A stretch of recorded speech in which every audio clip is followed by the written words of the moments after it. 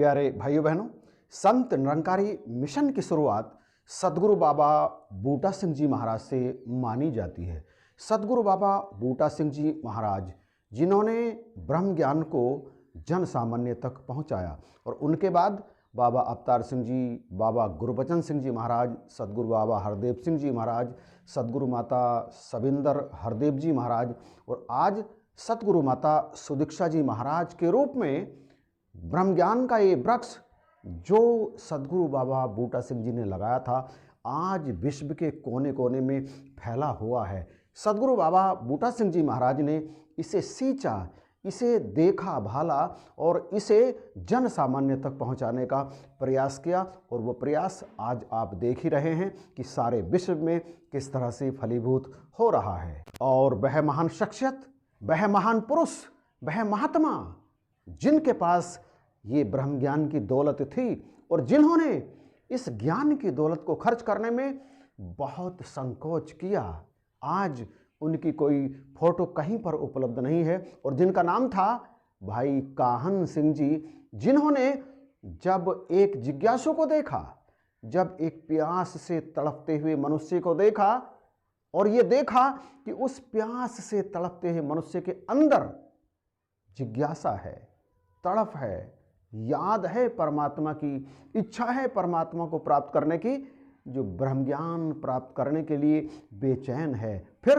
उन्होंने संकोच नहीं किया और इनकी झोली में डाल दी ब्रह्म ज्ञान की ये दात। एक ऐसा पौधा लगाया भाई काहन सिंह जी महाराज ने जो आज तमाम विश्व को शांति दे रहा है, तमाम विश्व में जो प्यार का पैगाम दे रहा है, तमाम परिवारों को जो जोड़ने का काम कर रहा है ब्रह्म से। भाई काहन सिंह जी के परिवार में ब्रह्म ज्ञान की ये दात कई पीढ़ियों से सुरक्षित थी, परंतु उनके पूर्वजों ने इसका प्रचार प्रसार नहीं किया, जन सामान्य तक इसे पहुंचाने का कोई भी प्रयास नहीं किया, क्योंकि उस समय ये ज्ञान लुप्त अवस्था में था। लुप्त अवस्था का मतलब ज्ञान के समाप्त होने से नहीं होता, क्योंकि ज्ञान तो अजर अमर अविनाशी है, ज्ञान कभी भी समाप्त नहीं हो सकता और ना ही हुआ। हाँ, कुछ घटों तक ही ये सीमित होकर के इसलिए रहा क्योंकि एक समय विशेष ऐसा आता है जब इस ज्ञान की कद्र करने वाले दुनिया में मौजूद नहीं होते, और जब इसकी कद्र करने वाले दुनिया में मौजूद नहीं होते तो फिर इस ज्ञान को लोप रखा जाता है, कुछ ही लोगों तक सीमित रहता है। हालांकि कभी भी किसी भी समय ये ज्ञान समाप्त नहीं हो सकता। गुरु गोविंद सिंह जी के बाद बहुत वर्षों तक एक लंबा समय ऐसा चला जब इस ज्ञान को गुप्त रखा गया। हाँ, भाई काहन सिंह जी के पूर्वजों के पास ये ज्ञान सुरक्षित रहा।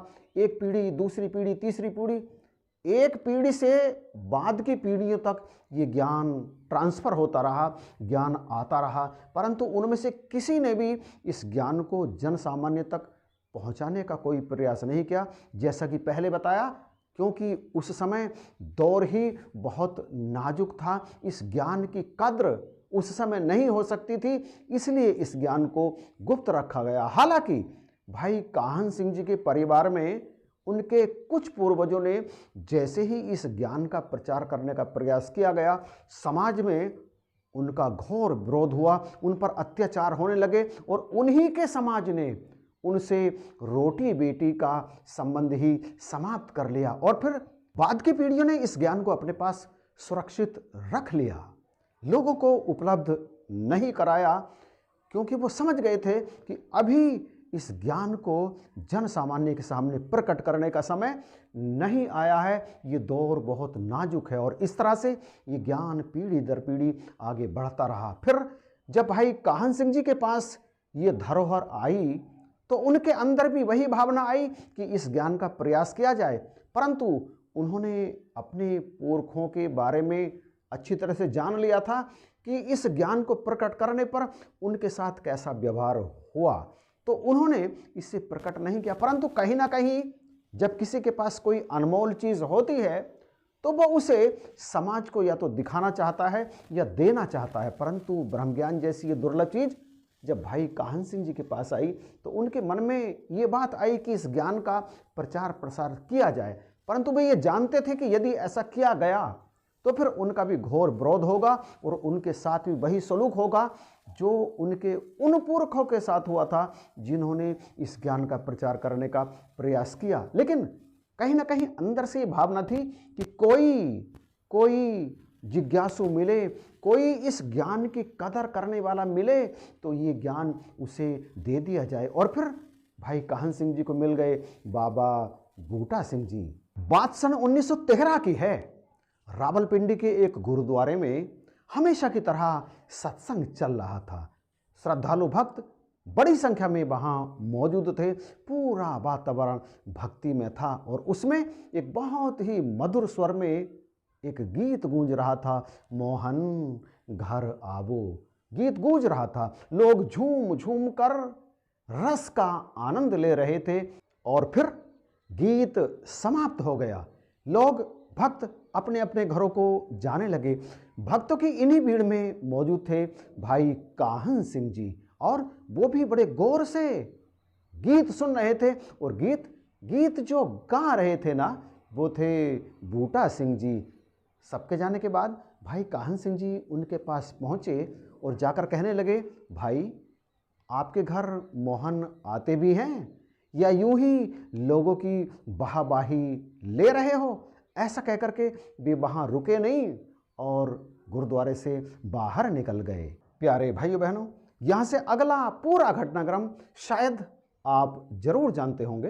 पहले भी एक वीडियो में मैंने पूरी बातें आपके चरणों में रखने का प्रयास किया है कि इसके बाद बाबा बूटा सिंह जी हतप्रभ रह गए। काहन सिंह जी की बात को सुनकर वो उनके पीछे पीछे उनके घर चले गए, उनसे प्रार्थना की। और फिर 1914 में उनकी जिद को देखकर, उनके प्रेम को देखकर, उनकी जिज्ञासा को देखकर, उनकी उत्सुकता को देखकर भाई काहन सिंह जी ने उन्हें ये ब्रह्म ज्ञान की दात दे दी। बाकी सारी बातें आप जानते ही हैं। बहुत वर्षों तक काहन सिंह जी ने उन्हें प्रचार करने से रोका, उन्हें इजाज़त नहीं दी किसी के सामने भी इस ब्रह्म ज्ञान को खोलने की, और फिर बाद में दे दी। आप जानते हैं उसके बाद में क्या हुआ। तो ये पूरा घटनाक्रम आपने अभी देखा। इस वीडियो को देख करके, सुन करके आपको कैसा लगा प्लीज़ कमेंट में बताइएगा ज़रूर।